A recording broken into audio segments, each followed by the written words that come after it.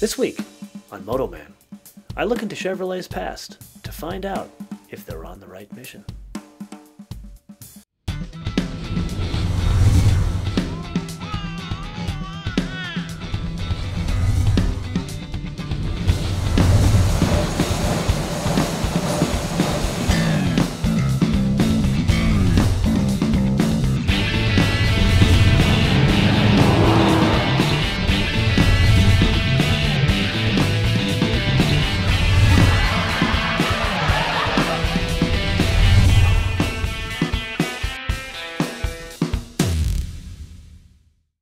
Every kind of person needs a car to identify with.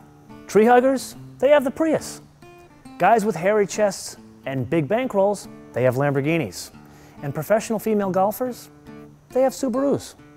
But what about the hairy-chested guy without the big bankroll? What does he have? Up until 2002, he had a choice of 3 cars: the Mustang, the Firebird, and the Camaro.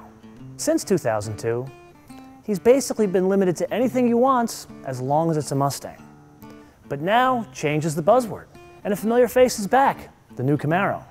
But to really understand the story about the new Camaro, we actually have to look back into the 1967 car and find out what its mission was back then, to compare to its mission today.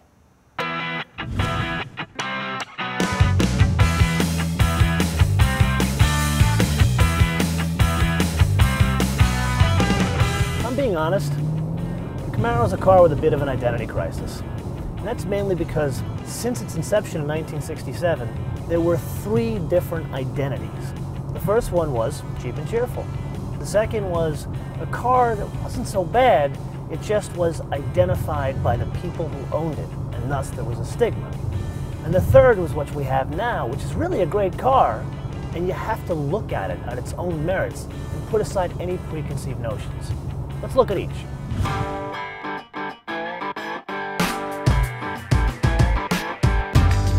The first phase of the Camaro was this. It started back in 1967 as a 3-year delayed response to the Ford Mustang. What Chevy lost in those 3 years, they definitely made up in the cheap and cheerful department. Back then, you could roll into a Chevy dealer, get yourself something with a 6-cylinder, 3-speed manual transmission. Yeah, couldn't get out of its own way, but at least you had a Camaro. If you really needed to climb to the top of Macho Mountain, you could have gotten yourself something with a 427, 4-speed, and 4-wheel disc brakes. That's like getting something today with a 500 horsepower, V10, 8-speed, and full carbon ceramic brakes for less than the cost of 4 years at an Ivy League school.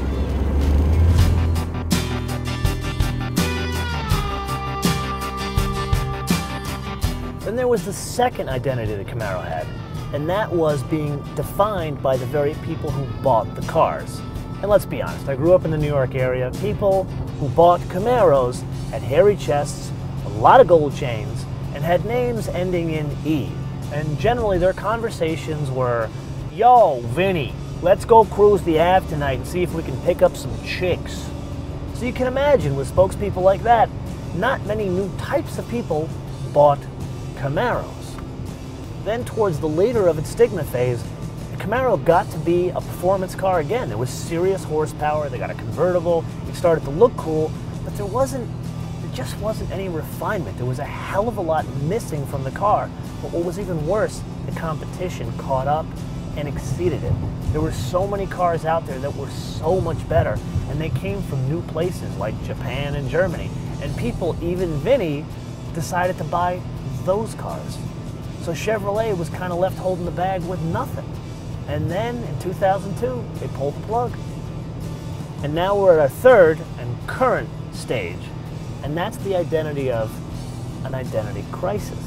We have a totally new car that really is a fantastic car. And to really understand it, you have to first look at the mission back in 1967, and second, you absolutely need to put aside every preconceived notion you have about a Camaro and look at this individual car. It almost would have been better for General Motors to put a totally different name on this car. But here's why they didn't do it.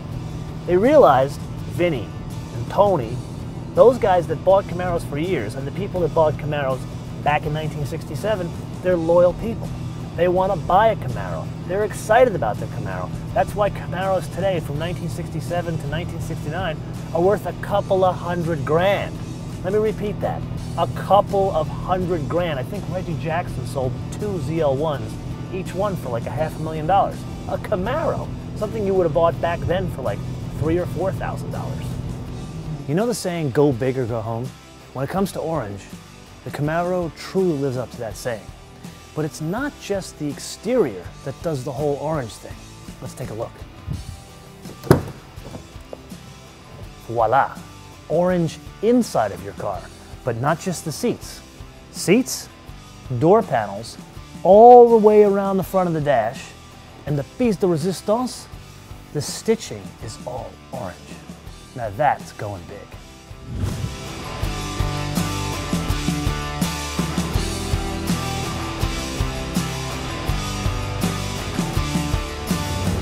While I may be a major car guy, I'm still only one guy. And let's be honest, the Camaro is the people's sporty car. So let's try something. Let's see if we can find a representative sample of the population. Let's ask them what they think about the new Camaro. And while we're at it, let's see if they know what the mission was back in 1967, as opposed to today's mission. And most importantly, let's find out if the public thinks today's 2010 car is competitive.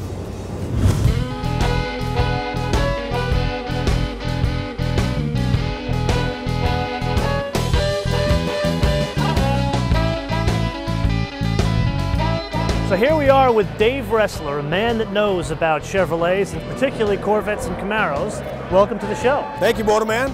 Welcome for having me. So we're walking around here, Yep. and I see not one, but I see 2 Camaros. I see a 2010, Right. and what do we have here? A 1969. Yep. If I were to describe to you, hey, I'm going to sell you a car with orange outside, with gray stripes and orange seats, that sounds terrible. Right. But when you see it in person, You look pretty good. it is stunning. GM did a phenomenal job with this new Camaro. So when I say Camaro, what does that mean to you? We'll start with you first. Sexy. Sexy, I like. Good answer. Try to follow that one. I think fast. Sexy and fast. We like Melissa and Nikki. We have a very interesting treat right now. We have a father-in-law and a daughter-in-law together at a car event. If you had a choice, which one do you like better? The 67 or the 2010? Oh, 2010 for sure. What does the 67 tell you? You can't compare it. This car will never match the 67. What kind of a guy, or a girl for that matter, do you think would drive a Camaro? I honestly don't know anyone that has one except for 2 people in high school. One was a trumpet player and it was a nerd, so he had like red curly hair. So you're saying he was a band geek. So you're telling me you got a coat that matches this car? I do have. So this is the world debut of the Hugger Orange Dave Ressler collection. Nobody's seen it. Nobody's seen it. Only on your... Only on MotoMan. Once again, only on MotoMan. Cars and now fashion. And look at this. An orange coat. One of 2 coats that are going to happen. So this is more rare than the cars you're trying to sell. Well, do you own an orange sports coat? No. No. I don't own an orange car either. See how you look? Oh, that feels good. Looks good on you. See that? I'm versatile. I'm a fashion kind of guy. What do you think the mission that car had when it first came out? What was Chevrolet thinking? What did they want it to do? They wanted a sporty car that had some muscle to it. So would you see the same kind of guy that would drive like a BMW driving this? Yeah. You would? Yes. Really? Yes. Wow. A nicer BMW. A nicer BMW? Yeah. So tell me, what kind of guy bought a Camaro? I think back then it was a guy that was probably somebody looking for chicks. Chick magnet. So here's an honest guy.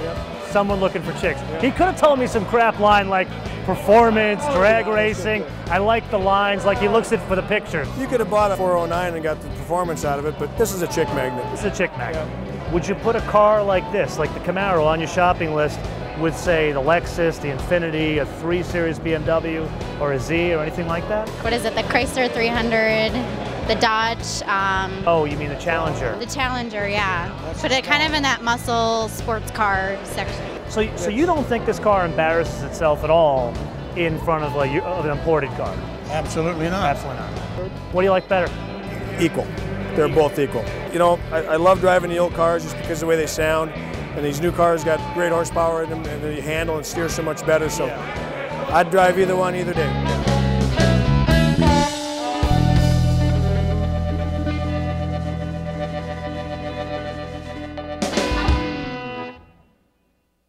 Everything old is new again, right? Actually, you'd be wrong. It's often said, to move forward, you need to know where you came from. In this case, take a little bit of what you used to look like and a whole lot of the original mission. Offers serious performance at a bit of a bargain. And oh, by the way, beat the crap out of the competition. Back then, it was mainly the Mustang. Today's mission offers serious performance at a bit of a bargain. And oh, by the way, beat the crap out of the competition. But now it's a much bigger field that includes a lot of German and Japanese names. In bringing us Camaro Part 2, GM could have given us anything, and the Camaro faithful would have bought it for 1, maybe 2 years, and then they would have had to pull the plug on the whole project. Instead, the new Camaro not only doesn't embarrass itself against its much stiffer and far more expensive competition, but it can go head-to-head and win. That's what's different about the new Camaro. It's completely reimagined for today. It takes its namesake and goes against its competition that GM never would have taken seriously back in 1967. In other words, while we all weren't looking, GM stuck a really good car under the Camaro nameplate we already know.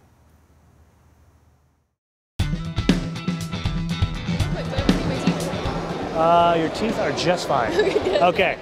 Kristen wanted to know if her teeth are good. Okay, so I gotta ask you a question then. Okay. How much do you think this car costs? Oh my gosh, I have no idea. Well, take a guess. Take a wild guess. I don't know.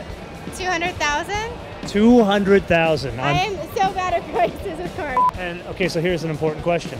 If a guy rolled up in this car, would you go out with a guy that drives a car like this? In this color? Well, two-part question. Have you ever heard your father or your grandfather say, they don't make cars like they used to, or the cars back in the day, they were much bigger, I'm sick of these small jobs? He lied to you. Guess which one is bigger? You're wrong, it's this one.